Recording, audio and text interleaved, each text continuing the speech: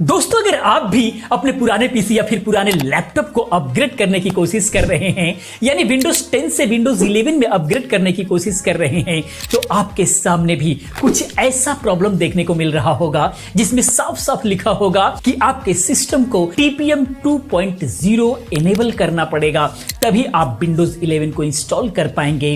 तो अब सवाल यह उठता है कि आखिर में ये TPM 2.0 क्या है, आखिर में क्यों रिक्वायरमेंट पड़ रही है, और खास करके जब से विंडोज 11 आया है तब से बार बार ये नाम सामने आ रहा है। ऐसा नहीं है कि TPM 2.0 ये पहली बार सामने आया है, इससे पहले ये नहीं होता था, लेकिन जब से विंडोज 11 आया है तब से बार बार सामने ये नाम आ रहा है, जिसके बारे में हम लोग इस वीडियो के अंदर समझेंगे। समझने के लिए वीडियो साथ अंत तक बने रहे, वीडियो बहुत ही इंफॉर्मेटिव होने वाली है। अगर चैनल पर पहली बार हैं तो प्लीज चैनल को सब्सक्राइब करें, वीडियो पसंद आती है तो वीडियो को लाइक करें, बने रहे चैनल के साथ क्योंकि इस टाइप की तमाम वीडियोस में लेकर के आता रहता हूं।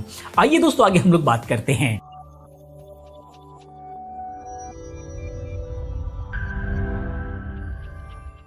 तो सबसे पहले हम आपको यह बताना चाहेंगे कि ये प्रॉब्लम ज्यादातर उन लोगों को देखने को मिलता है जो लोग अलग से मदरबोर्ड बाय करते हैं और पीसी असेंबल करते हैं, यानी कहने का मतलब जो लोग पीसी बिल्ड करते हैं, लेकिन अलग से मदरबोर्ड लेने में कोई प्रॉब्लम नहीं है। प्रॉब्लम जब आती है जब हम कोई बहुत ही सस्ता 2-3 हजार रुपए का, 4,000 का कोई मदरबोर्ड बाय करते हैं, उस वक्त ये प्रॉब्लम आती है क्योंकि उस प्राइस के अंदर जो है कंपनियां इस TPM चिप को उसके अंदर नहीं यूज करती हैं, नहीं लगाती हैं, क्योंकि उन्हें बजट का भी ध्यान रखना होता है। लेकिन अगर हम वहीं पर कोई नया लैपटॉप या फिर कोई पीसी बाय कर रहे हैं, या फिर थोड़ा सा एडवांस पीसी बाय कर रहे हैं, या फिर मदरबोर्ड बाय कर रहे हैं, तो उन सब में ये प्रॉब्लम देखने को नहीं मिलती है। और जब भी आप विंडोज 11 को डाउनलोड करने के लिए उसके ऑफिशियल साइट पर जाएंगे तो विंडोज 11 के लिए कुछ सिस्टम रिक्वायरमेंट होते हैं, जिसमें से ही आपको TPM 2.0 भी जो है देखने को मिलता है। तो आइए अब हम जानते हैं कि आखिर में TPM 2.0 है क्या। तो TPM एक डेडिकेटेड चिप होता है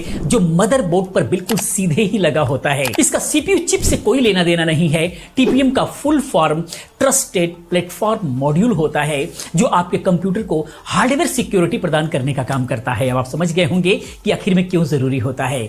और TPM का मेन काम जो होता है सिक्योरिटी की देखभाल करना ही है। विंडोज 11 के आने से पहले इसका तो कोई नाम भी नहीं जानता था कि आखिर ये TPM क्या होता है। TPM नाम ही सामने नहीं आया था। दरअसल TPM तभी भी था, लेकिन उस टाइम कोई इसका यूज नहीं जानता था कि ये क्यों होता है। और TPM अभी तक जो है 2 ही वर्जन में आया हुआ है, एक TPM 1.2 और TPM 2.0। ये 2 वर्जन हैं जो अभी फिलहाल TPM 2.0 आता है, जो कि विंडोज 11 के लिए बहुत ही ज्यादा जरूरी है। TPM 1.2 की अगर हम बात करें तो TPM 1.2 को 2005 में लॉन्च किया गया था, लेकिन यह केवल पीसी में ही देखने को मिलता था। यह चिप भी हार्डवेयर सिक्योरिटी ही प्रदान करता था, किंतु इसके एल्गोरिथम और सिक्योरिटी सिस्टम बहुत ही कमजोर हुआ करते थे, उतना पावरफुल नहीं था। लेकिन विंडोज 11 में इसको कंपलसरी कर दिया गया TPM 2.0 को। तो अगर TPM 2.0 अगर आपके कंप्यूटर में इंस्टॉल है तो आपको फार्मवेयर और रैंसमवेयर जैसे अटैक से आपको बचाने का काम करता है। सबसे बड़ा काम इसका यही है। और आज के समय में आप सभी के कंप्यूटर या फिर लैपटॉप में TPM 2.0 होना बहुत ही ज्यादा जरूरी है। और खास करके विंडोज 11 के साथ में इसको कंपलसरी इसलिए किया कि विंडोज ये चाहता है, माइक्रोसॉफ्ट ये चाहता है कि अब जो है आपका सिस्टम बिल्कुल सिक्योर रहे, किसी भी प्रकार की कोई रिस्क ना रहे जिसकी वजह से विंडोज पर किसी भी प्रकार का ब्लेम किया जाए। इसीलिए जो है TPM 2.0 को कंपलसरी कर दिया। लोग कहते हैं पुराने में भी चलता है, काफी सारे ओल्ड पीसी में लोग इसको बाईपास कर देते हैं, उसके बाद विंडोज 11 को इंस्टॉल करते हैं, वो एक अलग मैटर है।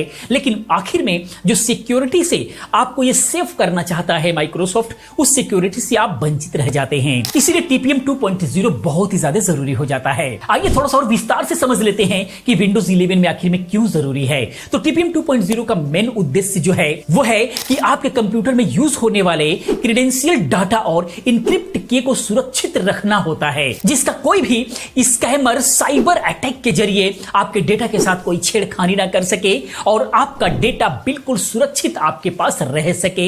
यही इसका मेन काम होता है। और जब भी आप अपने सिस्टम को विंडोज 11 में अपग्रेड करने के लिए जाएंगे तो सिस्टम रिक्वायरमेंट में आपको TPM 2.0 भी दिखेगा, जो आपके कंप्यूटर में होना ही चाहिए। अगर आपके कंप्यूटर में TPM 2.0 नहीं है तो आप अपने पीसी में लीगली, वैसे ही लीगली लोग कर ले रहे हैं, लेकिन लीगली विंडोज 11 नहीं चलेगा। और अगर आप चलाते हैं तो आपका डेटा सिक्योर नहीं रहेगा। आपके सिस्टम में फार्मवेयर, रैंसमवेयर जैसे अटैक आपको देखने को मिल सकते हैं, क्योंकि आपको सिक्योरिटी देने वाला चिप जो TPM 2.0 है वो एनेबल नहीं है, या फिर आपके मदरबोर्ड पे है ही नहीं, या फिर आपके सिस्टम में है ही नहीं। तो अब मेन बात यह आती है कि आखिर में हम चेक कैसे करें कि हमारे सिस्टम में या फिर हमारे मदरबोर्ड पर या फिर हमारे लैपटॉप में TPM 2.0 है या फिर नहीं। इसके बारे में भी हम लोग समझ लेते हैं। तो इसके लिए आपको क्या करना है, इसके लिए सबसे पहले अगर हम बात करें तो इसके लिए आपको सबसे पहले Windows+R बटन को प्रेस करना है, जिससे रन कमांड का एक पॉपअप खुल करके आपके सामने आएगा। यहां पर आपको tpm.msc को टाइप कर देना है, उसके बाद आपको ओके पर क्लिक कर देना है।